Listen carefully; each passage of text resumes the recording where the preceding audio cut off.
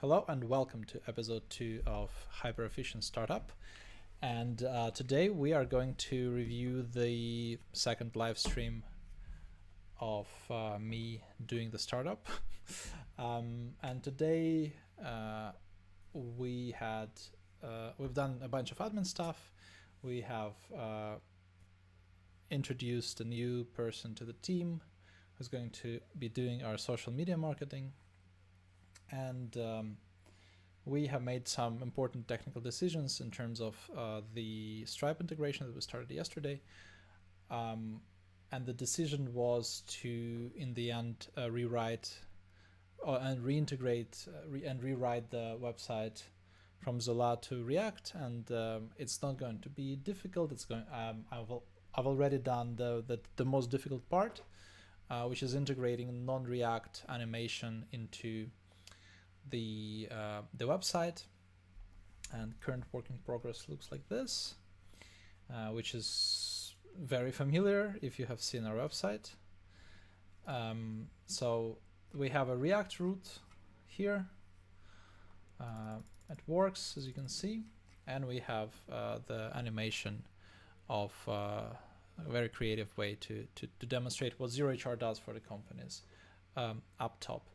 And as you may remember from the first episode, the biggest issue, the biggest problem that I needed to solve today was how to actually make Tailwind work. Because the reason why we even started this whole shebang is because Tailwind was broken with the previous Zola plus React combination.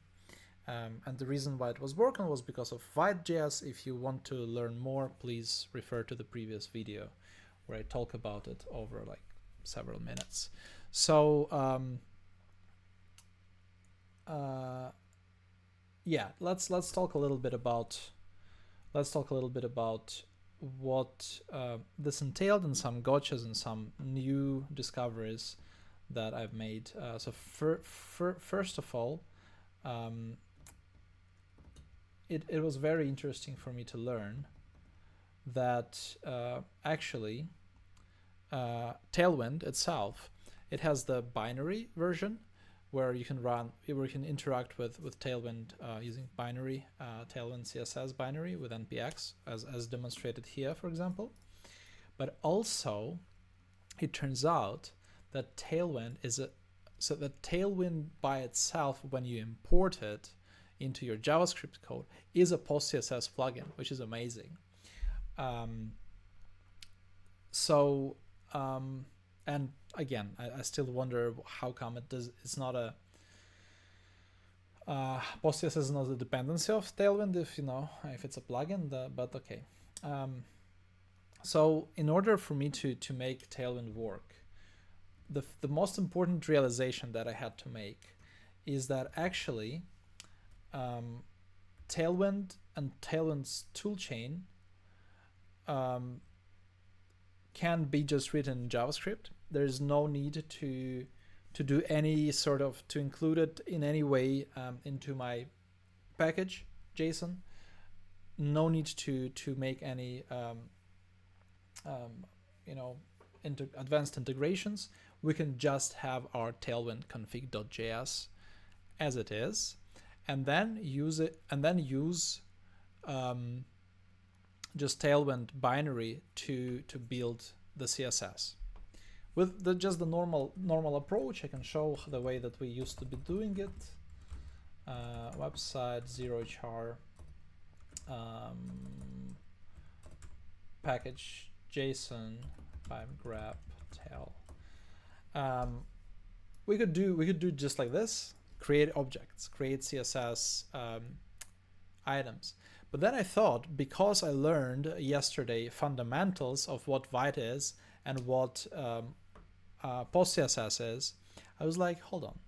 There's no way, if like Tailwind is related to postcss, there's no way, there's no option to actually treat the inputs of Tailwind as the inputs of Vite, for Vite to bundle everything. And I spent surprisingly like maybe 3 to 5 minutes investigating this issue earlier today. And yes, it turns out that when you make your tailwind, when you need to initialize your tailwind, you just use this minus p flag.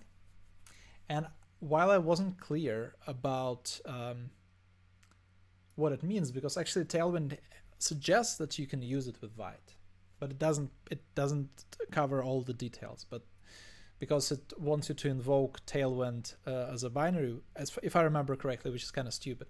But anyway, this minus p will generate this postcss config, just like this, with tailwind and auto prefixer. And it is an auto prefixer is needed for the following to work. So this is something that I figured. Let me open it read only. This is something that I figured how to do. And remember when I said that tailwind is a postcss config, plugin. Well, guess what? We can import it and then just call it, and this will evaluate into a postcss config for that is compatible with Vite, which is. This is why I want to take all the words, all the sarcastic words yesterday about like, oh, how they think they're flexible and how they think, you know, their plugin, they have like plugin system and how they think is important. Well, actually, you know what? It is, because this is beautiful.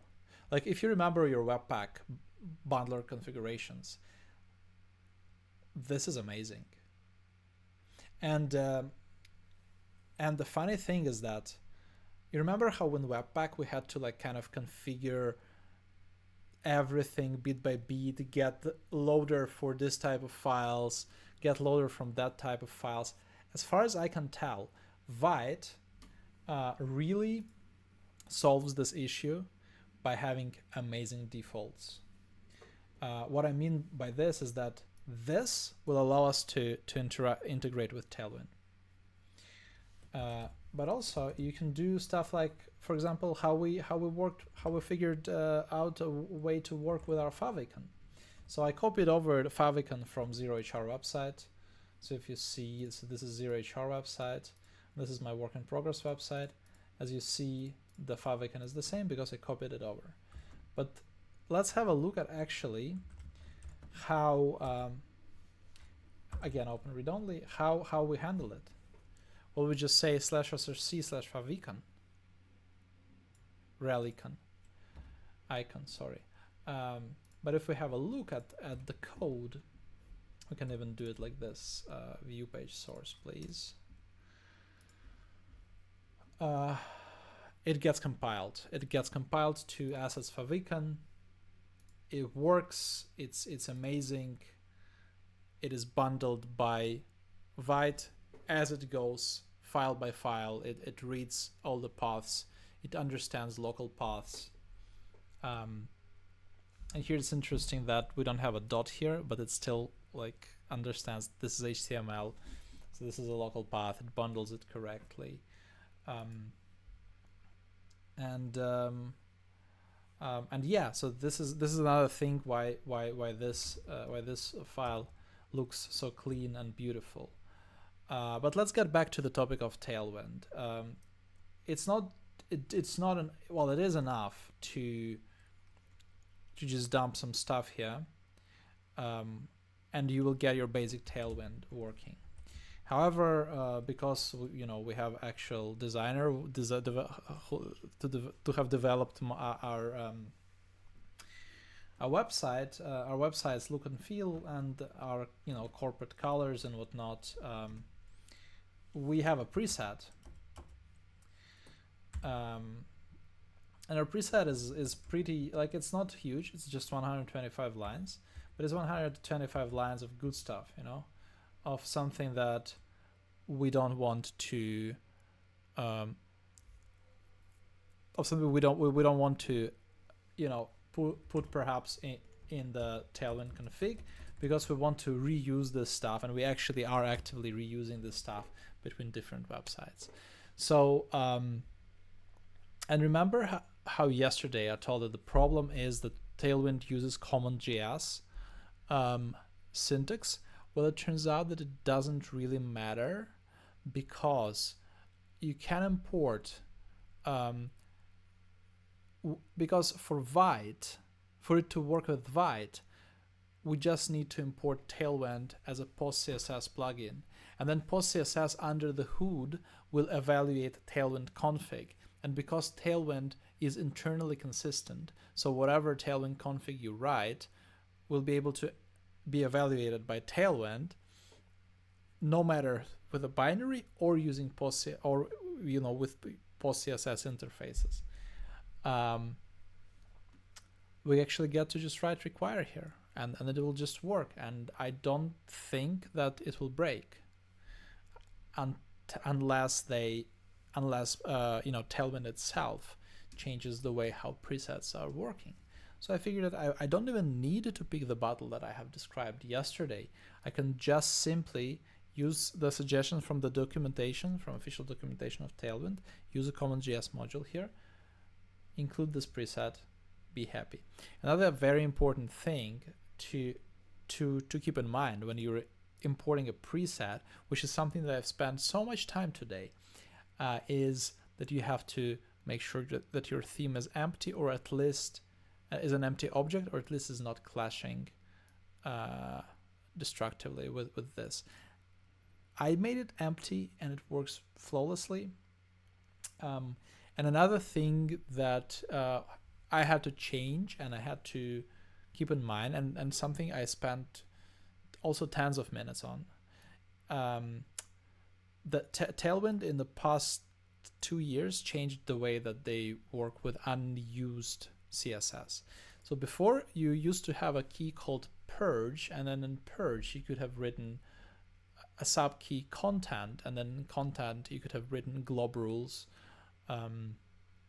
which, by the way, only today, I'm using Unix since I was 14, only today I learned about the glob, that this stuff is called glob patterns.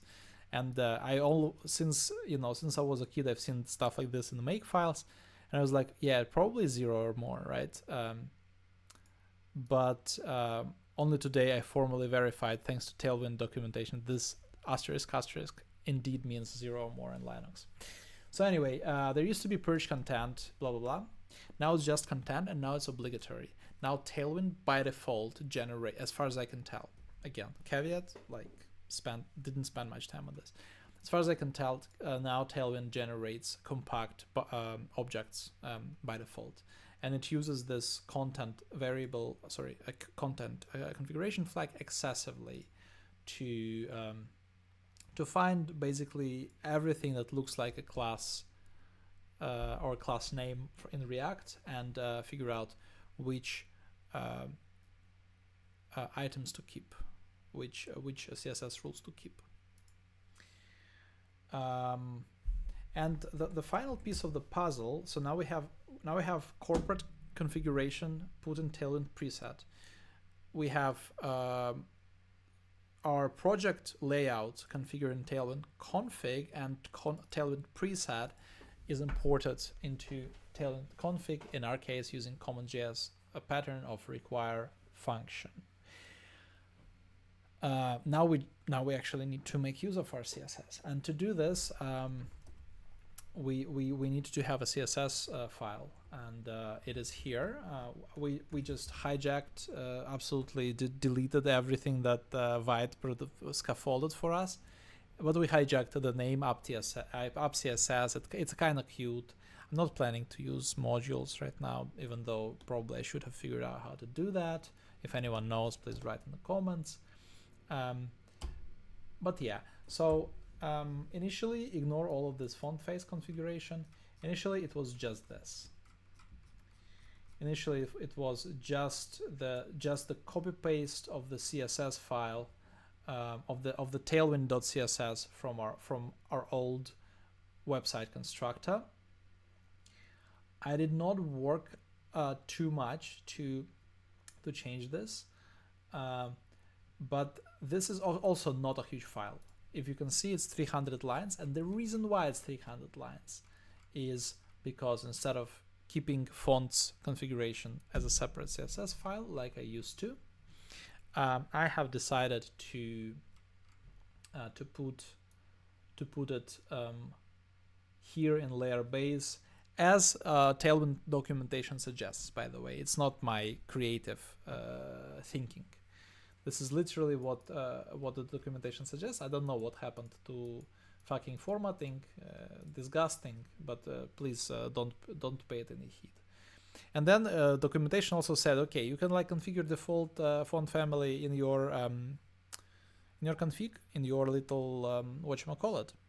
But also alternatively, you can configure it by saying HTML font family and then your desired default font.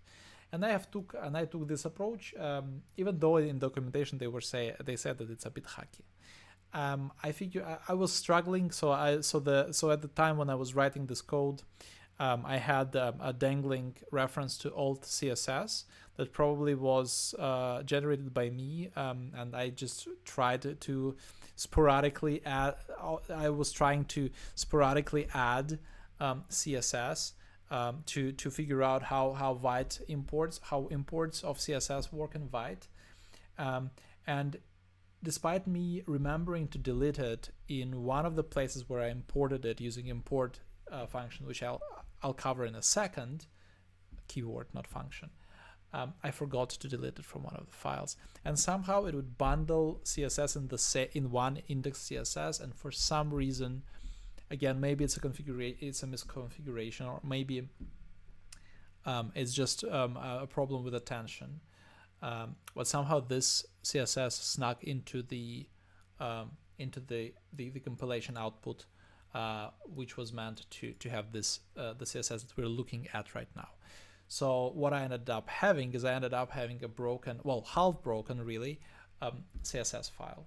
So I was desperate because I was adding rules. I was adding CSS rules to this file, and then I was looking in the DevTools. Maybe I even have the echoes of this debugging session open somewhere here. I was trying to, maybe actually this is cached enough. So I was trying to let's have a look at let's turn this into H2. Actually, let me see. Like maybe this is buggy. No, I think this HTML is very old. This is very old HTML.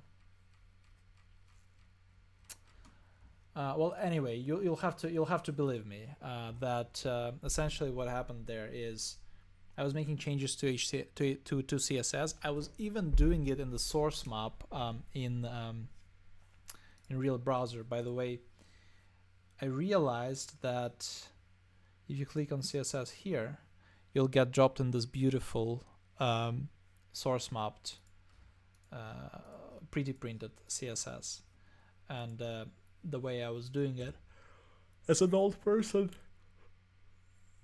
I would wait for it to load and then double click here. And I was actually debugging for a while by just looking at this stuff and searching here. You don't need to do this. Source maps exist not just for JavaScript, which you can like debug and stuff, but source maps also exist. Embarrassing.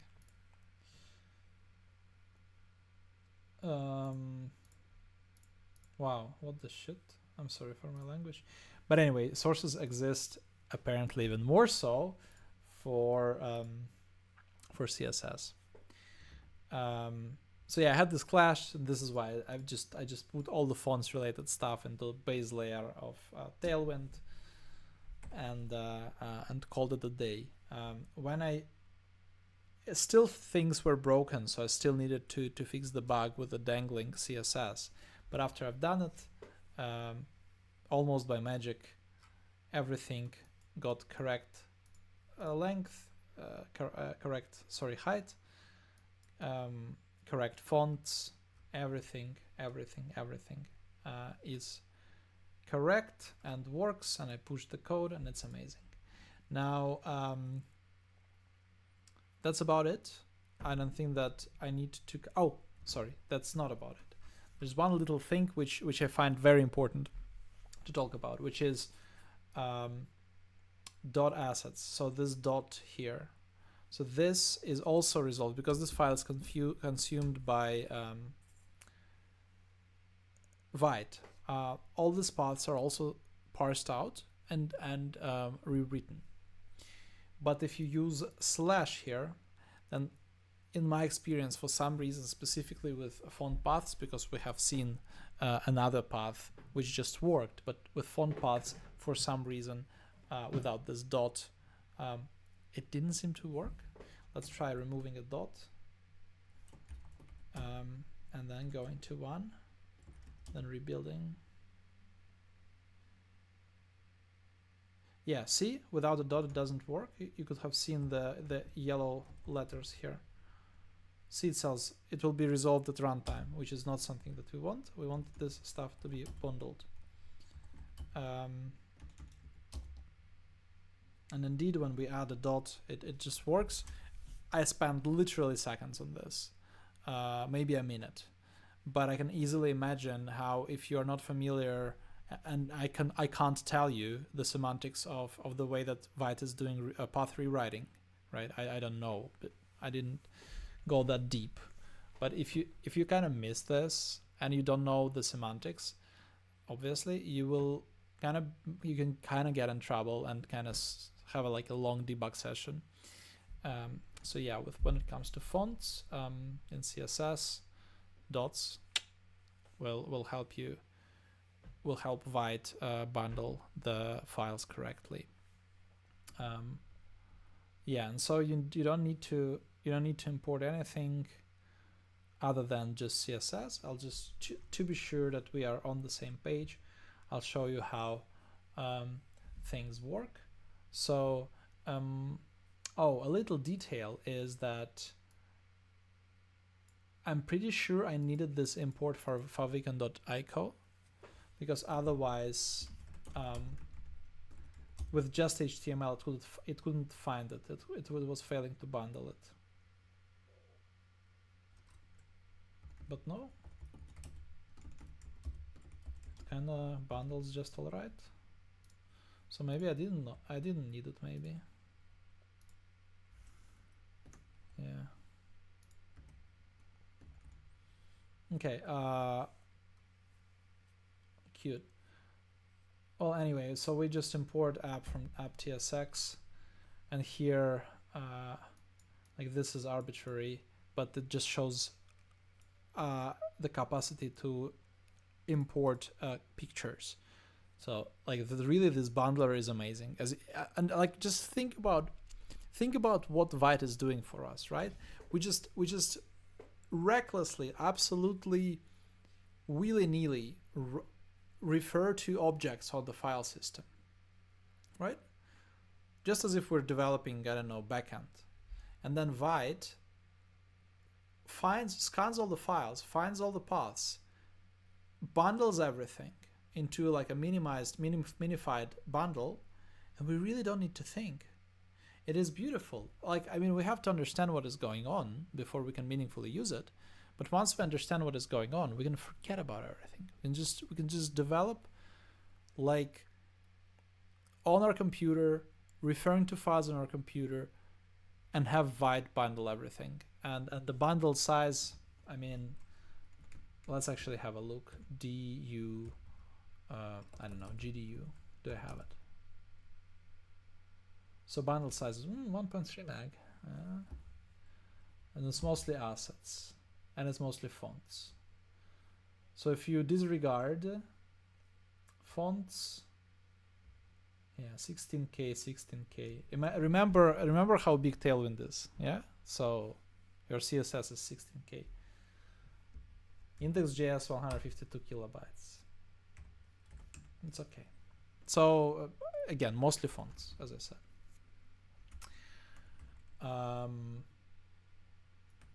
So yeah, Vite is absolutely beautiful. Just sometimes you gotta put a dot in front of your file path. Thank you so much for watching. The video is just under 25 minutes, which is fine.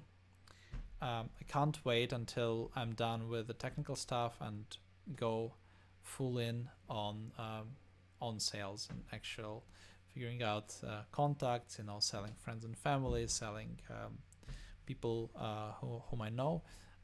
I don't know how much of it will I be able to stream, because there's obviously personal identifiable information, but rest assured that at least these summary videos are going to keep coming. And if you have any questions or any suggestions about how can I make my startup journey better, or you need someone to help your startup journey better and make your startup a bit more purpose oriented and a bit more efficient, please hit me up in comments or over at zerohr.io. Thank you so much and stay tuned.